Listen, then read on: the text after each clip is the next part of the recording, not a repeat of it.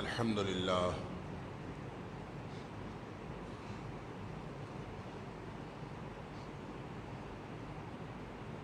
لله نحمده ونستعينه ونستغفره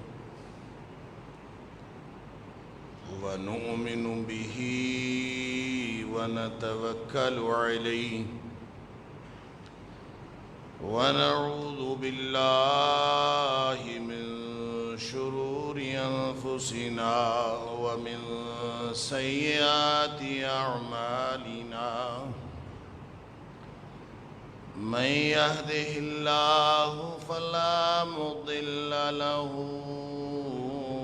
ومن يضلل فلا هادي له وأشهد أن لا إله إلا الله وحده لا شريك له وأشهد أن محمدًا عبده ورسوله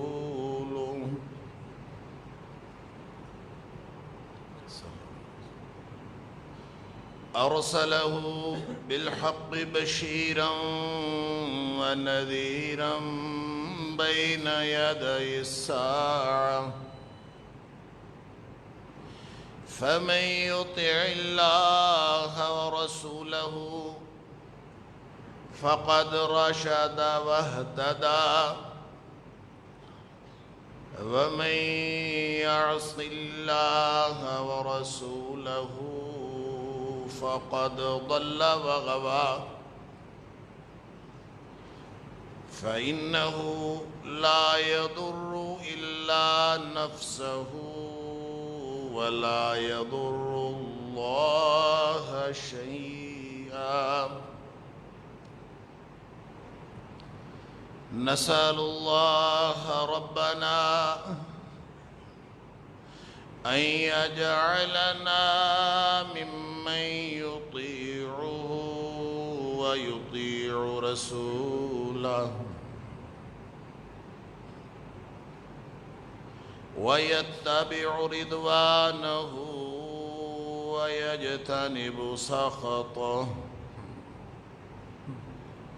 فإنما نحن به وله أما بعد فإن خير الحديث كتاب الله وخير الهدي هدي محمد صلى الله عليه وآله وسلم وشر الأمور محدثاتها وكل محدثة بدعة وكل بدعة ضلالة وكل ضلالة في النار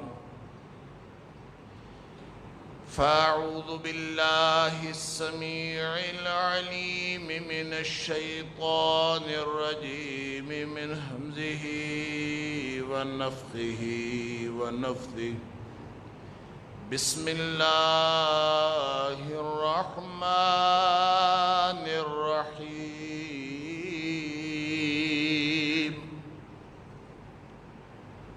شهر رمضان الذي أنزل فيه القرآن هدى للناس وبينات من الهدى والفرقان فمن شهد منكم الشهر فليصمه ومن كان مريضا أو على سفر فعدة من أيام أخر يريد الله بكم اليسر ولا يريد بكم العسر ولتكملوا العدة ولتكبروا الله على ما هداكم ولعلكم تشكرون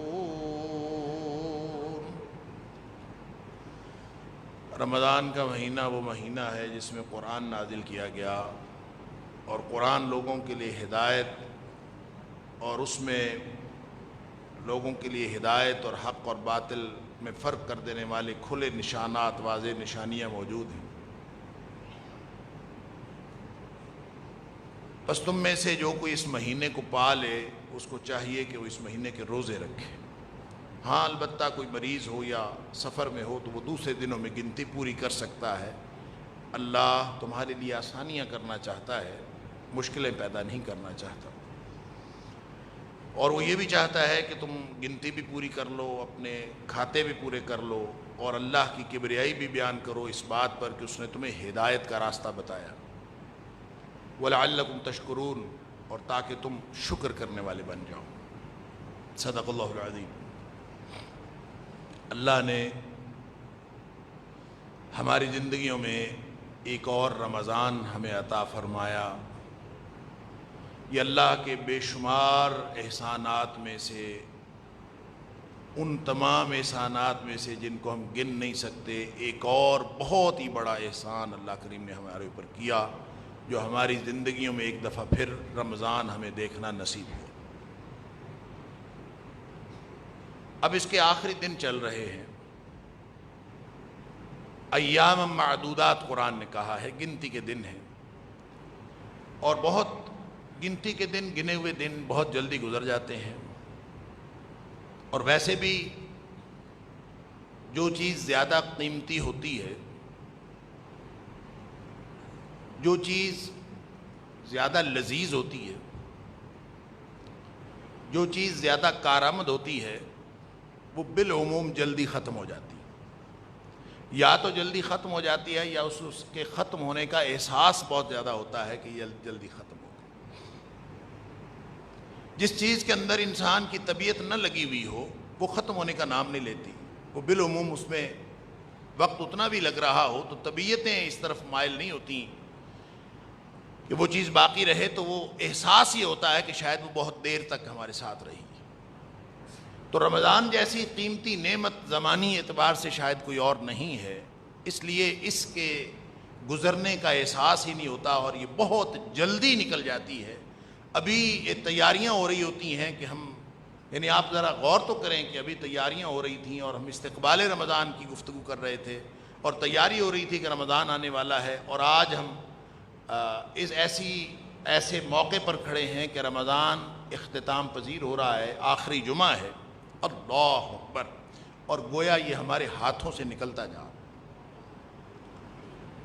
یہ تو رمضان کی خصوصی بات ہے، لیکن عمومی طور پر بھی نبی اکرم صلی اللہ علیہ وسلم نے فرمایا قرب قیامت وقت سکڑ جائے، یتقارب الزمان، سکویز ہو جائیں گے، زمانہ قریب ہو جائے۔ پھر آپ نے اس کی وضاحت فرمائی، کیسے قریب ہو جائے گا؟ احساس ختم ہو جائے گا، جلدی جلدی چیزیں گزرنا شروع ہو جائیں گی، ایسے جیسے مشین تیز چل پڑی۔ اللہ اکبر۔ فرمایا وَتَكُونُ السَّنَةُ كَالشَّهْرِ، جو سال ہے وہ ایسے گزرے گا جیسے مہینہ گزرتا ہے، اور مہینہ ایسے گزرے گا کل جمعات جیسے ہفتہ گزرتا ہے، اور ہفتہ ایسے گزرے گا جیسے دن گزرتا ہے، اور دن ایسے گزرے گا جیسے کالساعہ، جیسے ایک گھنٹہ گزرتا، اور گھنٹہ اللہ اکبر کالظلمۃ بالنار، وہ ایسے ہے جیسے آگ کی چنگاری اٹھی، یوں بھڑکی اور بجھ گئی۔ بس آگ کی چنگاری بھڑکنے اور بجھنے میں کتنا ٹائم لگتا ہے؟ تو ایسے وقت جو ہے وہ گزرتا چلا جا رہا ہے۔ تو عمومی طور پر بھی پورے جو اس وقت ہے وہ سکڑا ہوا محسوس ہوتا ہے، اور ہم دیکھتے ہیں کہ ابھی کل ہی کی بات لگ رہی ہوتی ہے اور ہمیں کئی سال بیت چکے ہوتے ہیں۔ اللہ اکبر۔ اور شاید یہ وقت کا یہی وہ احساس ہے، بلکہ یقیناً جس کو اللہ کریم نے فرمایا ہے کہ جن لوگوں کے دنیا میں کیے ہوئے اعمال ہیں وہ ورتھ وائل ہوں گے، ان لمحات سے جنہوں نے فائدہ اٹھا لیا ہوگا، جن کے یہ لمحات جو بہت تیزی سے گزرتے ہوئے لمحات ہیں، جنہوں نے اس سے فائدہ اٹھا لیا ہوگا، وہ تو قیامت والے دن وہ اس کے اثرات کو محسوس کریں گے، تو ان کو یہ لمحات رہتی دنیا تک کے لیے باقی رہتے ہوئے محسوس ہوں گے کہ وہ لمحات جو ہم نے دنیا میں گزارے انہی کی بنیاد پر ہمیں جنت عطا ہوئی، انہی کی بنیاد پر ہمارا مستقبل ٹھیک ہوا، ہماری آخرت ٹھیک ہوئی، لہٰذا وہ ان کے اثرات سے ہمیشہ مستفید ہوتے رہیں گے، لہٰذا ان کو تو یہ احساس نہیں ہوگا۔ لیکن جو لوگ ان لمحات کو ضائع کر بیٹھے وہ تو یقیناً قیامت والے دن کہیں گے کأنہم یوم یرونہا لم یلبثوا الا عشیۃ او ضحاہا، اللہ اکبر، کہ دن کا یا تو کچھ حصہ رہے ہیں دنیا میں، چاہے 100 سال زندگی گزاری، ایسے لگے گا تھوڑا سا عرصہ وہاں رہے ہیں۔ کیوں؟ اس لیے کہ ایک تو گزری ہوئی زندگی کا احساس نہیں ہوتا، ابھی شروع ہوئی تھی ابھی ختم ہو گئی، چاہے ہماری عمر 60-70 سال بھی ہو گئی ہے، آپ گزشتہ زندگی پر نگاہ دوڑائیں، لگتا ہے ابھی ہم اس دنیا میں آئے ہیں، ابھی تو دنیا میں ہم نے کچھ دیکھا ہی نہیں ہے۔ انسان آگے منصوبے بناتا رہتا ہے اور اوپر سے موت آ جاتی ہے، اللہ اکبر۔ ایسے حالات میں جہاں خسارہ ہی خسارہ نظر آ رہا ہو، گھاٹا ہی گھاٹا نظر آ رہا ہو، زمانی اور مکانی اعتبار سے کوئی خیر کی خبر نہ مل رہی ہو، حالات اس قدر خراب ہوں کہ آپ معیشت پہ نگاہ ڈالیں تو وہ خراب ہو، اپنے حالات خراب ہوں، معاشرت خراب ہو، اخلاق خراب ہوں، ہر چیز خراب ہو، کوئی امید کی بات نظر نہ آ رہی ہو، ایسے میں رمضان آ جائے جو آپ کو ابدی نعمتوں کی، رحمتوں کی، برکتوں کی، خیر کی، بھلائی کی اور ابدی جنتوں کی خبر سنائے، تو اس سے بڑی خوشی کی اور رحمت کی بات اور کیا ہو سکتی ہے؟ وہ رمضان ہماری زندگی میں آیا، اللہ، ایک دو دن کا گھاٹا نہیں، ایک دو دن کا خسارہ نہیں، پوری زندگی کا خسارہ پورا کرنے کے لیے اللہ نے پیکج دیا۔ پوری زندگی، جتنی مرضی زندگی آپ کی غلط ہو گئی ہے، اللہ کی رحمتوں کا مہینہ آ گیا ہے، آپ اپنی مغفرت کروا سکتے ہیں۔ اللہ، وہ موقع وہ ہاتھ سے جا رہا، وہ نکلتا جا رہا، چند دن باقی رہ گئے ہیں، ویسے گنتی کے دن تھے، ایام معدود، چند دن باقی رہ گئے ہیں، ہم اس کو رمضان کو الوداع کہنے کے لیے تقریبات منعقد کریں، یا پھر کوئی ایسا ماحول بنائیں کہ جیسے بہت ہی کوئی عزیز بچھڑ رہا ہو اور حالات آدمی کی جو کیفیات ہے ویسی ہو جائے، یا آپ کہیں میڈیا پر آ کر رمضان کی جدائی میں کوئی غمزدہ منظر کشی کریں، یہ اس کا تقاضا نہیں۔ اس کا تقاضا یہ ہے کہ جس مقصد کے لیے رمضان آیا تھا اس مقصدیت پر نگاہ رکھی جائے اور جو چند لمحے باقی ہیں اس سے فائدہ اٹھا لیا۔ وہ کیا مقصد تھا؟ کیوں رمضان آیا؟ رمضان اس لیے آیا کہ مغفرت کروا لیں، سادہ سی بات، کوئی لمبی چوڑی بات نہیں، گھاٹے پورے کر لیں، خسارہ پورا۔ ایک کاروباری آدمی ہے نا، ساری زندگی کاروبار کرتا ہے، خسارہ ہو رہا ہے، کبھی منافع لیکن خسارہ خسارہ خسارہ، کبھی اس کو یہ حالات نہیں آئے کہ وہ کہے کہ جناب اب تو میں کاروبار کے اعتبار سے بس اوپر ہی جا رہا ہوں، اب نیچے کا خطرہ ختم ہو گیا، کبھی نہیں آئے۔ اس کو اچانک بتایا جائے کہ ایک بیل آؤٹ پیکج مل رہا ہے، تمہارے سارے زندگی کے خسارے بھی پورے ہو جائیں گے، تمہارے ایسٹس بھی محفوظ ہو جائیں گے، اور کاروبار کا جو مستقبل ہے یہ ہمیشہ ہمیشہ کے لیے سیکیور ہو جائے گا۔ آپ اندازہ کریں اس سے زیادہ قیمتی لمحہ یا قیمتی وقت اس کاروباری آدمی کے لیے کاروبار کے اعتبار سے کیا ہوگا کہ ساری زندگی کے کاروباری خسارے بھی پورے ہو رہے ہیں اور مستقبل بھی سیکیور ہو رہا ہے۔ وہ تو ساری ہر چیز پیچھے چھوڑ دے گا اور وہ کہے گا کہ میں اس پیکج سے فائدہ اٹھا۔ وہ پیکج ہماری زندگی میں آیا تھا، اللہ اکبر، ہم نے فائدہ اٹھایا۔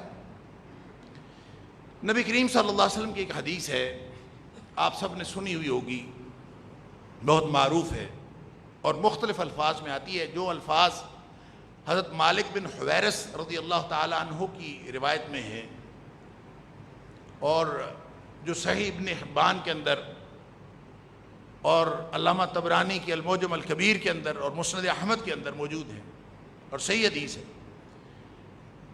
یہ الفاظ یہ ہیں کہ نبی کریم صلی اللہ علیہ وسلم ایک دن تشریف لائے جمعہ پڑھانے کے لیے، تو آپ نے پہلی سیڑھی پر قدم رکھا، راقی عتوتن، نبی کریم صلی اللہ علیہ وسلم پہلی سیڑھی پر قدم رکھا، فرمایا آمین۔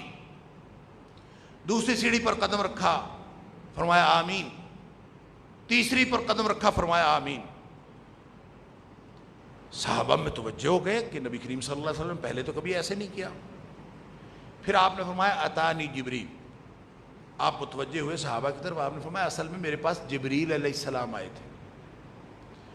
جبریل نے آ کے مجھے کہا یا محمد صلی اللہ علیہ وسلم، اے محمد کریم، من ادرک رمضان، جس شخص نے رمضان پایا، اس کو مل گیا رمضان زندگی میں، ایک رمضان، بار بار ہر سال کے رمضان کی بات نہیں ہے، وہ تو اللہ کی رحمتوں کی ایک لامحدودیت ہے کہ رمضان ہر سال آ جاتا ہے۔ اللہ، ایک رمضان، من ادرک رمضان، اتنا بڑا پیکج، من ادرک رمضان، جس نے رمضان پایا، فلم یغفر لہ، پھر وہ مغفرت نہیں کروا سکا، وہ جو خسارہ پورا کرنا تھا نہیں کر سکا۔ اللہ اکبر، وہ جو موقع تھا نیکی کر گزرنے کا، گناہ سے بچ جانے کا، پوری زندگی کا مستقبل سیکیور کر لینے کا اور اپنی آخرت بنا لینے کا، فلم یغفر لہ، اس نے وہ نہیں کیا۔ تو فرمایا جبریل نے کہا ابعدہ اللہ، اللہ تعالیٰ اس کو اپنی رحمت سے ہمیشہ کے لیے دور کر دے، اور رحمت سے دور کرنے کا مطلب ہوتا ہے لعنت کر دے، اس پر اللہ کی لعنت ہو۔ نبی اکرم صلی اللہ علیہ وسلم فرمایا فقلت آمین، میں نے کہا آمین۔ دعا جبریل کی ہے، آمین نبی اکرم صلی اللہ علیہ وسلم کی ہے۔ آپ اس دعا کی حیثیت کا اندازہ کر لیجئے۔ پھر دوسری دعا اس نے یہ مانگی کہ جس شخص کو والدین ملیں اور بڑھاپے کی حالت میں، اور وہ ان دونوں کی خدمت کا موقع حاصل ہونے کے باوجود دخل النار، پھر بھی جہنمی رہ گیا، ابعدہ اللہ، اس پر بھی اللہ کی لعنت۔ قلت آمین، میں نے کہا آمین۔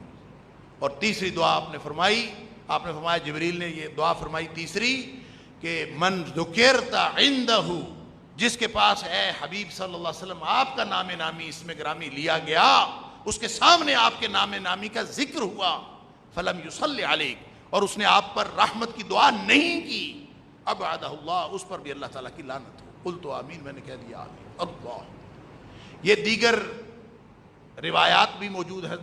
ابو ہریرہ رضی اللہ تعالیٰ عنہ جو روایت ہے اس میں الفاظ یہ ہیں راغم انف رجل، یہ تینوں دعائیں یہی ہیں، لیکن اس میں ابعدہ اللہ کے الفاظ نہیں، اس میں ہے راغم انف رجل، اس آدمی کی ناک خاک آلود ہو گئی، وہ ذلیل و رسوا ہو گیا، اس کے پلے ککھ نہیں بچا، راغم انف رجل، وہ ذلیل و رسوا ہو گیا۔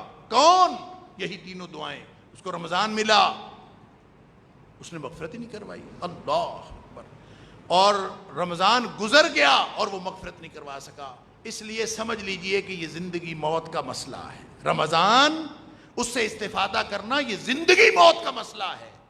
ہم نے اس کو اہمیت ہی نہیں دی۔ روزانہ جو روٹین ہماری چل رہی تھی، روز سوتے تھے، رمضان میں بھی سوتے رہے، روز گپے ہانکتے تھے، رمضان میں بھی گپے ہانکتے رہے، روزانہ جو معمولات تھے، ڈرامے پہلے چلتے تھے، ڈرامے رمضان میں بھی چلتے رہے، فلمیں پہلے چلتی تھیں، اب بھی فلمیں چلتی رہیں، گپ شپ کی محفلیں پہلے بھی برپا ہوتی تھیں، اب بھی برپا ہوتی رہیں، سود پہلے کاروبار میں تھا، اب بھی چلتا رہا، جو بد نگاہی پہلے تھی وہ اب بھی چلتی رہی، جو بے غیرتیاں ہماری معاشرت میں تھیں وہ اب بھی وہ چلتی رہی۔ تو پھر اس کا مطلب یہ ہے کہ جو اللہ نے پیکج دیا تھا، جو رمضان آیا تھا، اس نے تو ہماری زندگی پر کوئی اثر ہی نہیں چھوڑا۔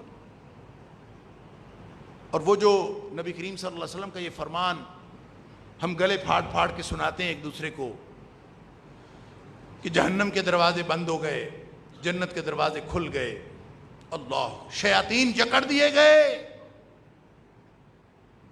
اس کی انٹرپریٹیشن سے قطع نظر کہ اس کی وضاحت کیا ہے، جنت کے دروازے کھولنے کا کیا مطلب ہے، جہنم کے دروازے بند ہونے کا کیا مطلب ہے۔ میں اکثر عرض کرتا ہوں یہ سمبولیکلی، علامتی طور پر ماحول کی عکاسی کی گئی ہے کہ ماحول جنتی بن گیا،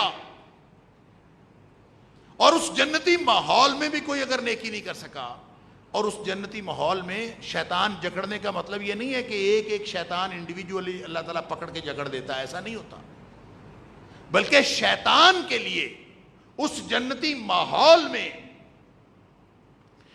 اپنا کاروائیاں کرنے کے مواقع ختم ہو جاتے ہیں. وہ ایسے ہے جیسے وہ جکڑا گیا. یہ اس کو ایسے سمجھ لیں کہ جیسے مارکیٹ کے اندر کوئی گراں فروش لوگ موجود ہوں، ذخیرہ اندوز موجود ہوں، لوگوں نے ذخیرہ اندوزی کی ہوئی ہے، کوئی خاص پروڈکٹ ہے، مثلا چینی لگا لیں، آج کل چینی کا سنا بڑا بحران ہے، واللہ عالم کیا ہے، اور اس کے بہت بڑے بڑے ذخیرہ اندوز موجود ہیں جنہوں نے مارکیٹ کے اوپر قبضہ کیا ہوا ہے. اپنی مرضی سے تھوڑی سی چینی نکالتے ہیں، اپنی مرضی کا ریٹ رکھتے ہیں، اور انہوں نے پوری مارکیٹ پر قبضہ کیا ہوا. اس دوران اگر کوئی اچھا افسر آ جائے، نیک ایماندار دیانتدار افسر آ جائے، اور وہ ایسا انتظام کرے کہ مارکیٹ میں چینی عام ہو جائے، وہ ریٹ بھی ایسا رکھے جو 100 روپے چل رہی تھی وہ کہے کہ اب 20 روپے دوں گا میں، انتہائی نیچے ریٹ آ جائے، اور مارکیٹ میں چینی ہے تو عام موجود ہو، ہر جگہ ہر دکان پہ پڑی ہے، کوئی کسی کو رکاوٹ نہیں ہے. اب آپ یہ بتائیں کہ وہ جو گراں فروش ہیں، وہ جنہوں نے ذخیرہ اندوزی کی ہے، آپ یہ کہہ سکتے ہیں کہ ان کے تو ہاتھ ہی بند گئے، ان کا تو ناطقہ بند ہو گیا، ان کے تو پلے کچھ نہیں رہا، اس لیے کہ انہوں نے جس مقصد کے لیے وہ کر رہے تھے ان کے لیے مواقع ہی نہیں رہے. کیوں؟ یہاں تو ہر چیز فروخت ہو رہی ہے تھوڑے سے ریٹ پر اور بالکل عام. اللہ کرے کہ میری اور آپ کی سمجھ میں یہ آ جائے کہ اللہ نے ہمیں کیا عطا فرمایا رمضان کی صورت میں، کہ صرف جنت میں جانے کا راستہ بچا ہے، جہنم میں جانے کا راستہ ہی بند ہو گیا ہے.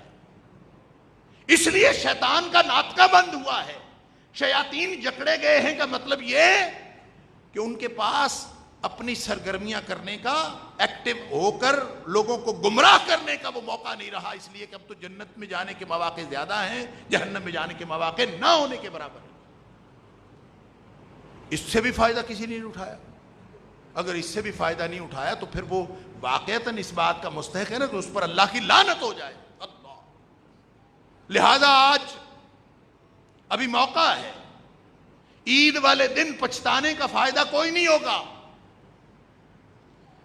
اور اسلام نے ہمیں ویسے ہی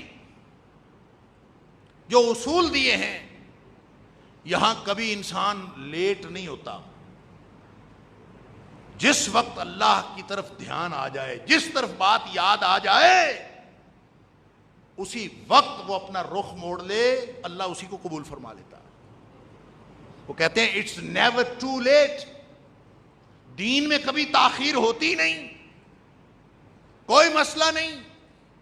قل یا عبادی الذین اسرفوا علی انفسہم، اے حبیب صلی اللہ علیہ وسلم میرے بندوں کو میری طرف سے اعلان کر دیجئے، اپنی جانوں پر ظلم کر بیٹھے ہو،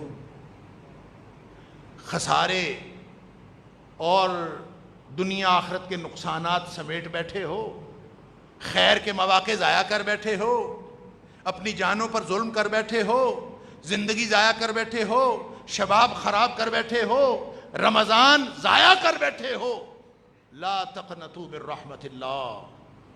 اگر تم موجود ہو نا، زندگی کی ایک سانس بھی باقی ہے، تو اللہ کی رحمت سے مایوسی کی کوئی بات نہیں.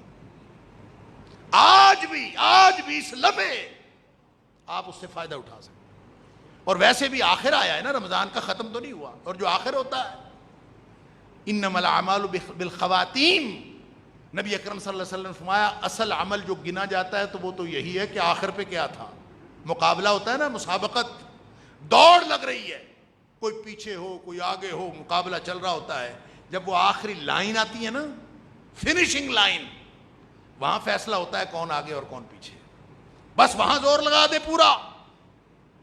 نبی اکرم صلی اللہ علیہ وسلم فرمایا، حدیث قدسی ہے کہ ساری زندگی انسان، ساری زندگی جہنمیوں جیسے عمل کرتا رہتا ہے، لیکن جب اس کا موت سے ایک بالشت فاصلہ رہ جاتا ہے، فَيَعْمَلُ بِعَمَلِ أَهْلِ الْجَنَّةِ، اور جنتیوں کے سے کام کرنا شروع کر دیتا ہے. پھر وہ فوت ہوتا ہے تو اللہ تعالیٰ اس کو جنت عطا فرما دیتا آخر.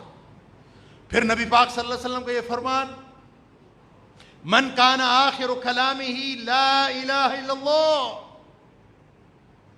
جس نے ساری زندگی جتنی مرضی کھے کھائی، جتنی مرضی عقیدے کی خرابی رہی، جتنے مرضی اعمال خراب رہے، لیکن وہ مرا توحید پر. مرتے وقت اس کا کلام کیا تھا؟ لا الہ الا اللہ، اللہ کے علاوہ میں کسی کو اپنا معبود نہیں سمجھتا. اسی فکر پر، اسی سوچ پر، اسی عقیدے پر وہ مرا تو فرمایا داخل الجنہ، وہ جنت میں چلا جائے. تو رمضان کا آخر آ گیا ہے تو کیا حرج ہے؟ ابھی بھی کچھ نہیں بگڑا، ابھی بھی موقع موجود ہے. سانس چل رہی ہے، اللہ کا شکر ہے سانس چل رہی ہے. تندرستی موجود ہے، اللہ کا شکر ہے تندرستی موجود ہے. اللہ نے چند دن گنتی کے باقی ہیں، آج 24واں روزہ ہے، 24واں، تو باقی 5 دن تو کنفرم پڑے ہیں. اللہ کرے ہماری زندگی بھی باقی ہو، اللہ کرے ہماری زندگی باقی ہو. 6 دن بھی ہو سکتے ہیں. یہ 5 یا 6 دن اگر اس سے فائدہ اٹھا لیا جائے تو کیا خیال ہے؟ 3 باتیں جو میرا خیال ہے کہ کتاب و سنت سے ہم دیکھتے ہیں، جو قرآن کے ساتھ تعلق، نماز کے ساتھ تعلق، نبی کریم صلی اللہ علیہ وسلم کے ساتھ تعلق، اللہ کے ساتھ تعلق. 3 پہلو ہیں زندگی کے جن میں فرق پڑنا چاہیے رمضان کے ساتھ. اگر اس میں فرق نہیں پڑا تو پھر اللہ تعالیٰ معاف فرمائے، ہم پھر اللہ نخواستہ انہی لوگوں میں ہیں جن کے بارے میں نبی کریم صلی اللہ علیہ وسلم نے آمین کہہ دی تھی. اللہ تعالیٰ معاف فرمائے. اس لعنت سے بچنے کے لیے کم از کم 3 پیرامیٹرز ایسے ہیں کہ ہم اپنا تعلق دیکھیں کہ کیا رمضان میں اس سے فرق پڑا. ساری زندگی کے لیے یہ جو نماز ہے یہ ساری زندگی کے لیے ہے، جو قرآن پڑھنا ہے ساری زندگی کے لیے ہے، جو خرچ کرنا ہے، مال خرچ کرنا ہے، وقت لگانا ہے، یہ سب کچھ ساری زندگی کے لیے ہے. لیکن جو موقع اللہ تعالیٰ نے اس رمضان میں عطا کیا ہے یہ سارے کام کرنے کا، یہ موقع کسی اور دور میں نہیں تھا. جو نبی کریم صلی اللہ علیہ وسلم نے فرمایا کہ جنت کے دروازے کھول دیے جاتے ہیں، جہنم کے دروازے بند کر دیے جاتے ہیں. شیطان صفدت الشیاطین و مردت الجن، سارے جن شیاطین جکڑ کے گویا سارا جنتی ماحول، نیکی کا ماحول بنا کے پھر اللہ کی طرف سے منادی ہوتی ہے. فَيُنَادِ مُنَادٍ، پھر ایک منادی کرنے والا فرشتہ منادی کرتا ہے، یا باغی الخیر اقبل، اے نیکی کے متلاشی، نیکیاں کرنے والے، اپنا کھاتا پورا کرنے کی تلاش رکھنے والے، اپنے خسارے ساری زندگی کے ختم کر دینے والے، اب موقع ہے. یا باغی الخیر اقبل، اب موقع ہے، آ جا. اس لیے کہ بازار میں سیل لگ گئی ہے. اب شیاطین اپنی موت آپ مر گئے ہیں، ان کے پلے کچھ نہیں رہا، وہ بے بس ہو گئے ہیں. اللہ نے ماحول ایسا بنا دیا ہے اور کیفیات ایسی پیدا کر دی ہیں کہ اب ہر شخص کے لیے نیکی کرنا، اپنے خسارے پورے کروانا آسان ہو گیا. اس آسانی کے ماحول میں بھی اگر ہم نے اپنے معمولات ٹھیک نہیں کیے، اور ان 3 پیرامیٹرز میں بار بار عرض کر رہا ہوں 3 پیرامیٹرز، یہ 3 پیرامیٹرز کیا ہیں؟ میں اور آپ ہم سب ان تینوں میں ہی دیکھ لیں رمضان نے ہمارے اوپر کچھ اثر ڈالا ہے کہ نہیں ڈالا. جب حلال بھی رکنا تھا، حلال سے بھی رکنا تھا، شیطان نے کیا کام کرنا ہوتا ہے؟ شیطان نے انسان کو حرام میں ڈالنا ہوتا ہے، گناہ میں لے کے جانا ہوتا ہے، بے حیائی کروانی ہوتی ہے، نیکی سے بچا کے برائی کے کام کروانے، یہی کام کرنا ہوتا ہے. ساری زندگی یہ کشمکش رہتی ہے. لیکن جب رمضان آتا ہے تو انسان حلال بھی چھوڑ کے بیٹھ جاتا ہے. اندازہ تو کرے، شیطان کے تو سر پہ خاک پڑ گئی نا، یہ حلال بھی چھوڑ کے بیٹھ جاتا ہے. تو اس کے لیے کیا موقع رہا کہ جو اس کو حرام کے اندر انوالو کرنے کی کوشش میں تھا، اس نے حلال بھی چھوڑ دیا، تو گویا وہ اپنی موت آپ مر جاتا ہے، اس کے لیے موقع نہیں رہتا. اس کا مطلب یہ نہیں ہوتا کہ اس کو زنجیریں ڈال کے جکڑ کے رکھ دیا جاتا ہے، اس کا مطلب یہ ہوتا ہے کہ وہ اس جنتی ماحول میں اور نیکی کے ماحول میں بے بس ہو جاتا ہے. لیکن ہم نے کیا کیا؟ اور یہ میں بار بار عرض کیا کرتا ہوں، ایک اندر دشمن بیٹھا ہے انسان کا نفس. وَإِنَّ النَّفْسَ لَأَمَّارَةٌ بِالسُّوءِ، یہ ہمیشہ برائی کی طرف لے کے جاتا ہے انسان کو. تو دشمن ہی ہوا نا جو برائی کی طرف لے کے جاتا. ایک خارجی دشمن ہے ابلیس اور اس کے لشکر، دونوں کا اللہ نے انتظام کیا ہے، اور دونوں کا انتظام کر کے ان کو پکڑ کے جکڑ کے آپ کو مہینہ دے دیا. لیں اب تو اپنے معمولات ٹھیک کر لیں اور اپنے معاملات درست کر لیں.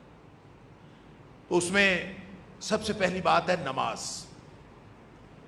نماز ساری زندگی کے لیے ہے، صرف رمضان کے لیے نہیں ہے. لیکن رمضان کا یہ جنتی ماحول یہ آپ کو مسجد اور مصلی سے تعلق مضبوط تر کرنے کا موقع دیتا. کیا ہوا ہے؟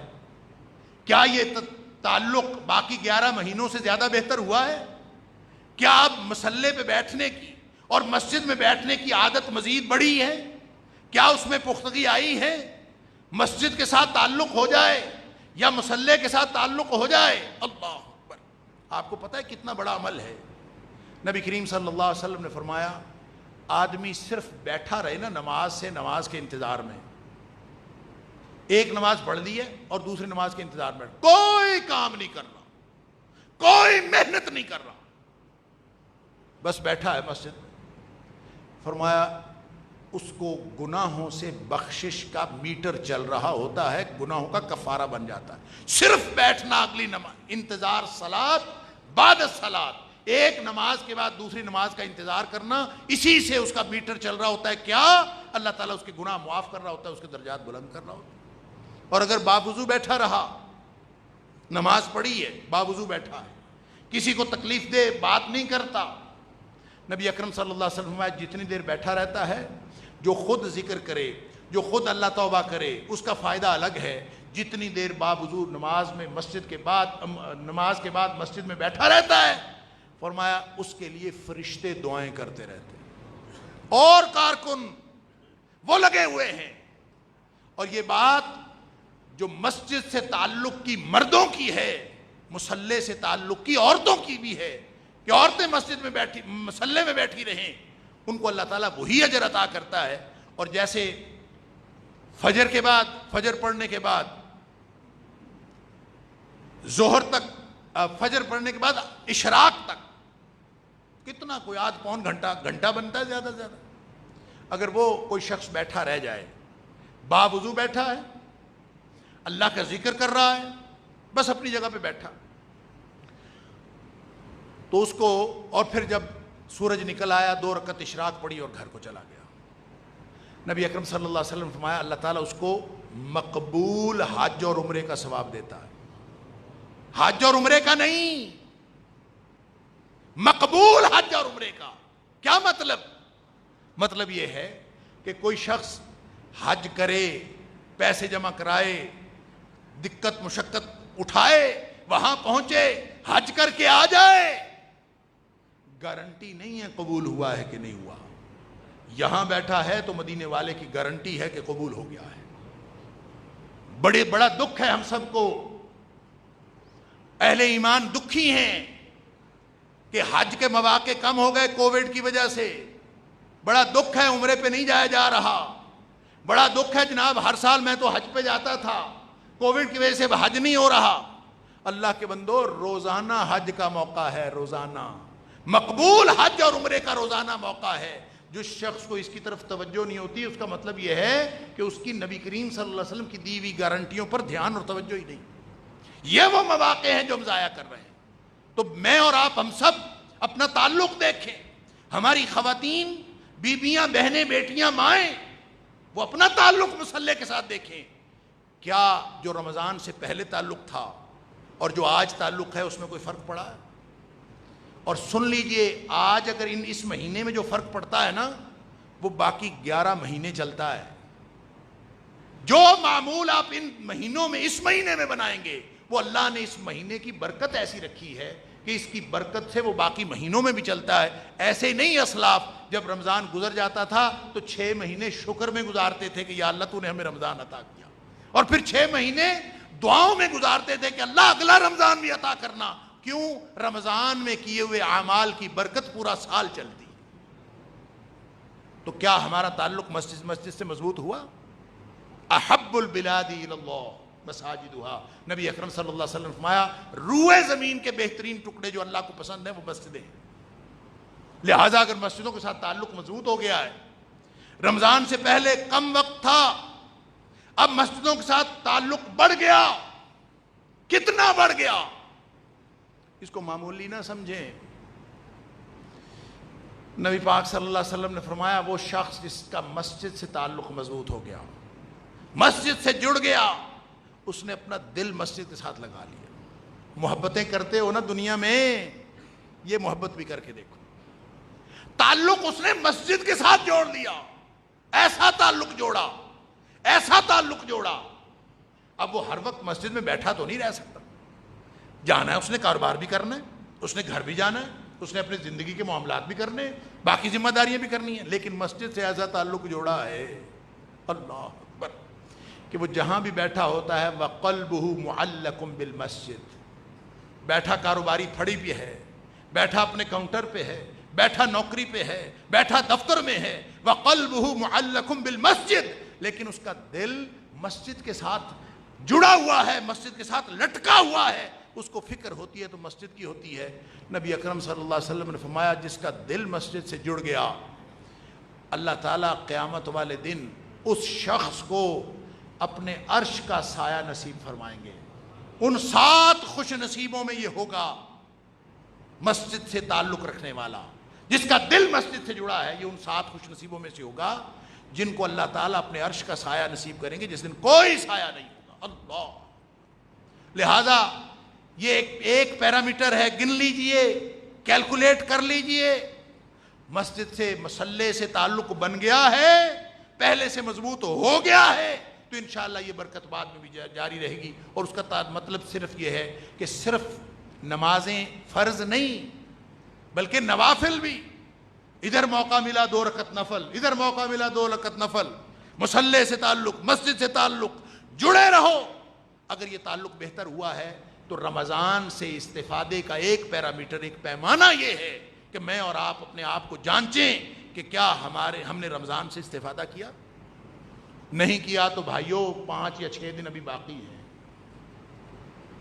دیر نہیں ہوئی، اب بنا لیجئے مسجد سے تعلق، اب ساری اپنی جو ترجیحات ہیں ان کی لسٹ دوبارہ بنا لیجئے، پہلے نمبر پر مسجد اور مصلے کو رکھ لیجئے۔ دوسرا پیرامیٹر، دوسرا پیمانہ قرآن ہے۔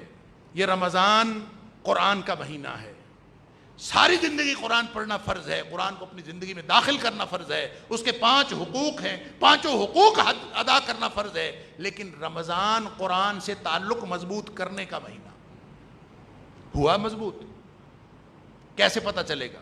پہلے 1 پارہ پڑھتا تھا روزانہ، اب 2 پارے پڑھنا شروع ہو گیا ہے، پہلے 2 پارے پڑھتا تھا اب 4 پارے شروع ہو گئے ہیں۔ تعلق کیسے بنا؟ پہلے قرآن سوچ سمجھ کے پڑھنے کی عادت نہیں تھی، آج سوچ سمجھ کر پڑھنے کی عادت بنا لی ہے۔ کیا فرق پڑا ہے؟ اگر قرآن کے ساتھ تعلق میں فرق نہیں پڑا تو پتہ چلا کہ رمضان تو ضائع ہو گیا ہے۔ انا للہ۔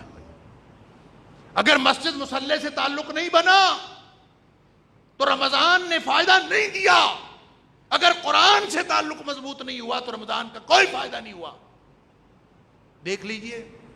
لہٰذا میں سجیسٹ کرتا ہوں ایک بات، دیکھیں جتنا آپ قرآن کو اپنے قریب کریں گے، جتنا قرآن کے ساتھ جڑتے چلے جائیں گے، قرآن اپنا آپ کے لیے آسان کرتا چلا جائے۔ شروع میں ہو سکتا ہے کوئی پڑھنا چاہے اس کو 1 ربع پڑھنا مشکل ہو، لیکن آپ اس کے ساتھ تعلق بنائیں، پھر قرآن پڑھنا آسان ہو جائے۔ قرآن خود اپنا آپ پر واضح، آشکار اور آسان کر دے۔ یہ قرآن کے ساتھ تعلق کی بات ہے۔ وہ ہمارے ایک دوست ہیں، وہ کہا کرتے ہیں جو حفاظ ہے نا، یہ جو 5 پارے کا سٹیپ ہے نا، یہ بڑا مشکل سٹیپ ہے۔ 5 پارے تک حفظ قرآن بہت مشکل ہوتا ہے۔ جو ہی حافظ 5 پارے سے آگے گزرتا ہے تو یوں لگتا ہے جیسے قرآن اپنا آپ پیش کر دیتا ہے اس حافظ پر کہ تو نے میرے ساتھ اتنی زندگی لگا لی ہے کہ اتنی مشکلات آئی ہیں تو پھر بھی لگا ہے میرے ساتھ۔ تو قرآن اپنا آپ اس کے اوپر پیش کر دیتا ہے۔ قرآن یاد کرنا اور یاد رکھنا کوئی آسان کام ہے؟ قرآن خود اپنا آپ آسان بناتا ہے اس شخص پر۔ ہم تعلق تو جوڑے قرآن کے ساتھ، کہتے ہیں جو قرآن کی رحمتیں، قرآن کی نعمتیں، قرآن عروج و زوال کے فیصلے قرآن کرتا ہے۔ ان ھذا القرآن یہ جو قرآن ہے یہ سیدھے یہدی للتی اقوام، یہ سیدھے رستے پر لے کے جاتا ہے. ان اللہ تعالی یرفع بہذا الکتاب اقواما، اسی سے عروج ملتا ہے قوموں کو. لیکن ہم تعلق تو قرآن کے ساتھ بنائیں. لہذا میری تجویز ہے جو مجھے سن رہے ہیں سب کے ساتھ، یہ جو چند دن باقی ہیں، چھوڑیں ایک پارے کی منزل کو. کیا سمجھا ہم نے قرآن کو؟ کوئی زندگی کی ترجیحات بدل کے دیکھیں، قرآن کو اپنی زندگی کی ترجیح بنا کے دیکھیں. آج کے بعد دیکھیں 5 دن ہیں، اگر 5 دن ہیں تو ان 5 دنوں میں مکمل قرآن پڑھنے کا پلان کر لیجئے. جو منزل پہلے چل رہی ہے چلنے دیں. 5 دنوں میں قرآن مکمل کرنا ہے. 6 پارے کی منزل بنے گی ایک دن میں. کوئی لمبا چوڑا کام نہیں ہے. حفاظ 15-20 منٹ میں پڑھ لیتے ہیں، غیر حفاظ کوئی 20 منٹ میں، کوئی 25 منٹ میں پڑھ لیتا ہے. جس کا بہت زیادہ کوئی مسئلہ ہوتا ہے وہ آدھے گھنٹے میں پڑھ لیتا ہے. اس سے زیادہ وقت تو لگتا ہی نہیں ایک پارے پر. تو 5 پارے اگر ہم نے پڑھنے ہو تو کتنا ٹائم لگتا ہے؟ 2.5 گھنٹے. 2.5 گھنٹے جو بندہ رمضان میں قرآن کو نہیں دے سکتا 24 گھنٹوں میں، وہ چھلانگے کیوں لگاتا ہے کہ مجھے اللہ نے رمضان عطا کیا؟ وہ خوشیاں کس بات کی مناتا ہے؟ وہ اتراتا کس بات پر ہے کہ مجھے اللہ نے رمضان عطا کیا ہے؟ جو 2.5 گھنٹے نہیں دے سکتا قرآن کو اپنے پورے 24 گھنٹے کے اسکیجول میں، اتنا فرق نہیں کر سکتا، اس کے اوپر خاک رمضان آیا. لہذا سن لیجئے، آپ اپنے باقی 5-6 دن اس طرح گزار دیں. قرآن ایک دفعہ مکمل کرنا ہے انشاءاللہ. مجھے میرا ایک دوست ملا، پرانی بات ہے، وہ کہتا ہے میں نے اس رمضان میں کوشش یہ کی تھی کہ قرآن کی کوئی آیت اس کا مفہوم سمجھے بغیر میں آگے نہ جاؤں. اور میں نے قرآن کو روزانہ بس 1 پارہ ہی پڑھا، لیکن پڑھا سوچ سمجھ کے. اللہ اکبر. تو وہ کہتا ہے عید والے دن جس جگہ پہ میں نے عید پڑھی، جن لوگوں کے ساتھ میری ملاقاتیں ہوئیں، لوگوں نے مجھے بتایا کہ ہم نے رحمتوں کا نزول ہوتا اپنی آنکھوں سے دیکھا ہے. صرف ایک دفعہ قرآن پڑھ لینے سے توجہ تو کریں قرآن کے ساتھ، اس سے تعلق تو بنائیں، پھر دیکھیں اللہ تعالیٰ کی رحمتوں کا نزول کیسے ہوتا ہے. لہٰذا قرآن سے تعلق بنانے کے دن بھی تھوڑے سے رہ گئے ہیں. یہ دوسرا پیرامیٹر ہے. اگر ہمارا قرآن سے تعلق رمضان سے پہلے اور تھا، آج اور ہے، تو سمجھ لیجئے کہ انشاءاللہ اللہ کے ہاں ہمارا یہ رمضان ہماری مغفرت کا باعث بن چکا ہے. اور ایک آخری بات، وقت ہو گیا، تفصیل کا موقع نہیں ہے. نبی کریم صلی اللہ علیہ وسلم خرچ کرتے تھے، اور اتنا خرچ کرتے تھے کہ صحابہ فرماتے ہیں کہ جیسے تیز آندھی آتی ہے، نبی کریم صلی اللہ علیہ وسلم اس کا صد تیزی سے خرچ کرتے تھے. گویا ہر چیز خرچ کر دیتے تھے. اس میں صرف مال کی بات نہیں ہے، اپنا وقت بھی، اپنا مال بھی، اپنی ہر چیز اللہ کے نام پر لگا دیجیے. اور اگر مال ہے تو بچا کے رکھنے کی کیا ضرورت ہے؟ جب پتہ ہے، کاروباری بندے کو پتہ ہو نا کہ جو میں اس دن سے پہلے لگا دوں گا اس کا منافع 100% ہے، اور جو اس کے بعد ہوگا منافع 10% ہے، تو کاروباری پتہ کیا کرتا ہے؟ وہ 1 روپیہ بھی نہیں بچاتا، بلکہ ادھر ادھر سے بھی کھینچ کے لگا دیتا ہے کہ یقین ہے کہ اس کا 100% منافع ہے. اللہ کے بندو، قرآن نے کہا کہ یہ جو 700 گنا تک اللہ تعالیٰ خرچ کرنے کا اجر دیتا ہے، وہ تو عام اجر ہے. جو اللہ کے رستے میں خرچ کرتے ہیں اس کی مثال اللہ تعالیٰ نے فرمائی، جیسے ایک دانے سے 7 بالیاں اگیں، ہر بالی میں 7 دانے ہوں، 700 گنا تو عمومی گنتی ہے اللہ کی. وَيُضَاعِفُ لِمَن يَشَاءُ، اور جس کو چاہتا ہے اللہ تعالیٰ اس سے بھی زیادہ بڑھا کے دیتا. یہ موقع ہے. لہٰذا اگر یقین ہے اللہ کی تجارت پر، یہ اللہ تعالیٰ کی ڈیل پر یقین ہے، تو میری تجویز ہے کہ اپنا سب کچھ لگا دیجئے. ادھر ادھر سے کونے کھدرے سے بھی پیسے کھینچ کے خرچ کر دیجئے. جو کوئی ضرورت نہیں اکاؤنٹ بیلنس رکھنے کی. بچے گا وہ جو آج خرچ ہو گیا، بچے گا وہ جو پڑا رہ گیا، وہ نہیں بچا. بچا وہ ہے یا ایھا الذین آمنوا اتقوا اللہ ولتنظر نفس ما قدمت لغد. ہر شخص یہ دیکھے کہ اس نے آگے کے لیے کیا بھیجا. لہذا یہ چند دن باقی ہیں. میری تجویز یہ ہے کہ اپنے پاس کچھ بھی نہ رکھیں. اس لیے نہ رکھیں کہ جس اللہ نے پیدا کیا ہے رزق اس نے دینا ہے. ایسے مستقبل کے خطرے میں پڑے پڑے اپنے نیکیوں کا وقت ضائع نہ کریں. یہ 3 پیرامیٹرز ہیں. اگر خرچ کرنے کی عادت پہلے سے بڑھ گئی ہے، اللہ کے راستے میں خرچ کرنے کے لیے دل میں جو رگ پڑتا تھا، جو کمزوری آتی تھی، جو کنجوسی پیدا ہوتی تھی، وہ ختم ہو گئی یا کم ہو گئی، سمجھ لیجئے رمضان نے فائدہ دے دیا۔ اگر قرآن کے ساتھ وقت گزرنا زیادہ ہو گیا، سمجھ لیجئے رمضان کا فائدہ ہو گیا۔ اگر مصلی پہ اور مسجد میں وقت پہلے سے زیادہ گزرنا شروع ہو گیا، سمجھ لیجئے رمضان کا فائدہ ہو گیا۔ اگر یہ تین بڑے پیرامیٹرز، یہ تین بڑے پیمانے، اس میں ہمیں کوئی فرق نہیں پڑا، تو اس کا مطلب ہے رمضان نے تو ہماری زندگی میں کوئی فرق نہیں ڈالا۔ اللہ، ابھی وقت ہے ہم اللہ کے رسول صلی اللہ علیہ وسلم کی اور جبریل امین کی وہ کی ہوئی دعا جو لعنت کی دعا ہے، ہم اس سے بچ جائیں۔ اللہ تعالیٰ مجھے اور آپ کو اپنی رحمتوں کا مستحق بنائے اور اپنی لعنتوں سے محفوظ رکھے۔ وآخر دعوانا الحمدللہ۔